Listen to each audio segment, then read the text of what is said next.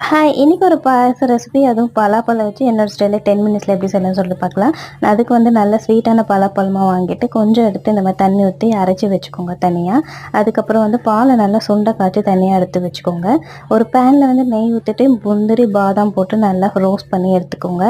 இதை வந்து ஆட் பண்ணுறது எல்லாமே நீங்கள் வந்து ஃப்ளேம் ஆஃப் பண்ணிட்டு தான் ஆட் பண்ணணும்.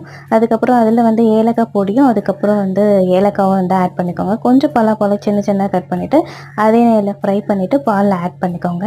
அதே நெய்யில் வந்து இந்த அரைச்ச பலாப்பழத்தையும் வந்து நல்லா இது வேக வச்சுட்டு அது கூட வந்து குங்குமப்பூ ஆட் பண்ணிவிட்டு இதையும் திருப்பி வந்து பாலில் ஆட் பண்ணிடணும். அதுக்கப்புறம் தேவையான சர்க்கரையும் நீங்கள் ஆட் பண்ணிவிட்டு நல்லா கலந்து விட்டுக்கோங்க. இது கூட வந்து நான் வந்து ஜவ்வரிசி ஆட் பண்ண போகிறேன். சின்ன ஜவ்வரிசி தான் எடுத்திருக்கேன்.